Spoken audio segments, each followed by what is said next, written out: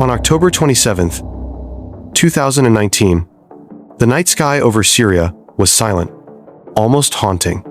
8 U.S. Special Operations helicopters cut through the darkness, carrying the elite warriors of Delta Force and the 75th Ranger Regiment. Their mission, to track down and eliminate the world's most wanted terrorist, Abu Bakr al-Baghdadi. Inside a modest compound in the village of Barisha, al-Baghdadi slept, unaware that tonight would mark the end of his reign of terror. The air suddenly erupted with fire. Hellfire missiles and miniguns tore through the night, targeting the guard positions around the house. Explosions rattled the walls, and al-Baghdadi fled like a panicked animal, dragging his family into the chaos. For the CIA, this moment was years in the making, 5 years of intelligence gathering, and more than $100 million spent tracking a ghost across the deserts of Syria and Iraq. And then, Donald Trump, the President of the United States, steps in front of cameras with huge announcement. Abu Bakr al-Baghdadi is dead. He was the founder and leader of ISIS, the most ruthless and violent terror organization anywhere in the world. For years, this man had been a ghost, a symbol of terror, hiding somewhere between borders, wars, and chaos. He led one of the most violent organizations in modern history. And now, according to the White House, he was gone. The announcement sent shockwaves across the world. Some celebrated, some demanded answers, because one question remained: how did the CIA find a man who had vanished completely and end him without warning?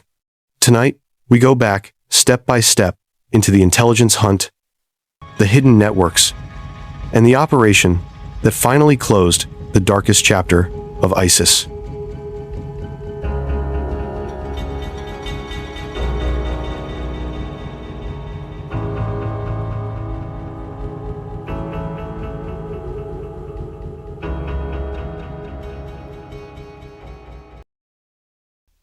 Al-Baghdadi's was just nickname, and his real was Ibrahim Awad, Ibrahim al-Badri. He was born in 1971 in Samarra, Iraq. Raised in a devout family, he studied Islamic law at the University of Baghdad, eventually earning a doctorate. Initially, he lived a quiet, religious life, preaching in a small mosque. But after the 2003 Iraq War, everything changed. Al-Baghdadi joined the armed resistance, quickly moving through the ranks of extremist groups. Captured during a sweep in Fallujah in 2004, he was detained at Camp Bucca, a massive U.S. prison in southern Iraq, holding over 20,000 prisoners, including Saddam-era officers. Here, al-Baghdadi honed his leadership skills, planting the seeds of the Islamic State. After his release, he joined al-Qaeda in Iraq, rising swiftly to unite fragmented, insurgent factions under a single banner, the Islamic State of Iraq. By the time the Syrian civil war broke out in 2011, al-Baghdadi was ready. He exploited the chaos to expand ISIS, later proclaiming himself Caliph Ibrahim in Mosul's Al-Nuri Mosque. In June 2014, a terrorist empire had officially risen, stretching across Iraq and Syria, complete with its own army, laws, taxes, and terror campaigns. ISIS's atrocities were brutal massacres of Yazidis, enslavement of women, forced conscription of children, and terror attacks in Paris, Brussels, and Istanbul. Al-Baghdadi's influence made him a global target. Washington decided there was only one option: eliminate him. Capturing him alive could turn him into a symbol of martyrdom and risk hundreds of civilian lives during a rescue attempt. By December 2016, the U.S. had offered a $25 million reward for information leading to his capture. For years, al-Baghdadi disappeared into the shadows, a ghost haunting intelligence agencies. The breakthrough came in May 2019. Al-Baghdadi's brother-in-law, Muhammad Ali Sajet al-Zubai, was captured with forged documents. Initially silent, he eventually revealed a crucial detail. Al-Baghdadi might be hiding near Idlib, close to the Turkish border, a region controlled by rival rebel factions. Not ISIS. Iraqi and allied intelligence agencies quickly mobilized, tracking his movements.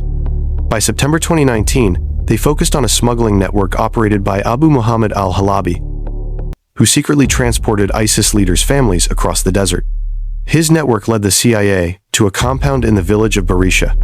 Surveillance revealed a highly secured compound. High walls, a silver metal roof, and no internet, radio, or cell signals.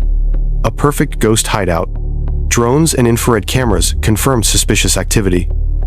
Armed guards, children playing, and a man moving cautiously at night, matching al-Baghdadi's description. On October 25, 2019, DNA from a pair of underwear stolen in a previous operation confirmed al-Baghdadi's identity, a 99.9% match, with samples collected during his detention in 2004. The White House approved Operation Kayla Mueller, named after an American aid worker kidnapped and killed by ISIS. Elite Delta Force units, supported by the 75th Rangers and Aviation Regiments, prepared for the strike.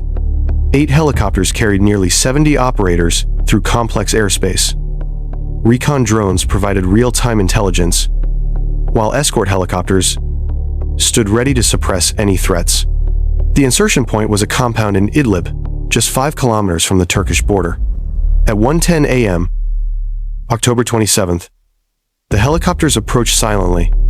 At 100 feet, engines throttled back. Suddenly, gunfire erupted from rebel positions nearby. Miniguns and Hellfire missiles responded, neutralizing the threat. Operators landed 500 meters south of the compound. Dust and debris swirled, obscuring visibility. Delta Force established a perimeter, while one team breached the north wall to avoid explosives at the main entrance. Inside, al-Baghdadi and 2 children fled to a tunnel. U.S. Special Forces deployed military dogs and EOD robots to scout ahead safely. The narrow, winding tunnel smelled of damp earth and explosives, echoing footsteps and panicked cries. Cornered at the tunnel's dead end, al-Baghdadi detonated a suicide vest, killing himself and the 2 children. Thanks to the EOD robot and military dogs, U.S. forces avoided casualties. Delta Force secured the site, collecting electronic devices, maps, and intelligence on ISIS networks. 2 adult suspects were captured for interrogation. Shortly after, airstrikes destroyed the compound completely, preventing it from becoming a shrine. At 4:30 a.m., the Pentagon confirmed the DNA match. President Trump announced, Last night, the United States brought the world's #1 terrorist leader to justice. Abu Bakr al-Baghdadi is dead. Their Operation Kayla Mueller ended a nearly decade-long manhunt and dismantled the physical heart of ISIS leadership. Al-Baghdadi's death marked the fall of the caliphate he ruled for 5 years, controlling nearly 88,000 square kilometers and 8 million people. This mission was a testament to patience, precision, and the power of intelligence. Every detail, from smuggling networks to stolen DNA, played a part in ending a reign of terror. With the death of Abu Bakr al-Baghdadi, one chapter of modern terrorism finally closed. A man who lived underground, trusted fear, and believed silence would protect him was found. Not by chance, not by luck, but by years of intelligence, patience, and invisible war. That night in northern Syria proved something simple, but terrifying. You can run, you can hide, but eventually, the shadows turn against you. And if you want to understand how different leaders face their final moments, in the previous video, we broke down how the Syrian leader Bashar al-Assad escaped, what happened hour by hour, and what his last 24 hours inside Syria really looked like before disappearing.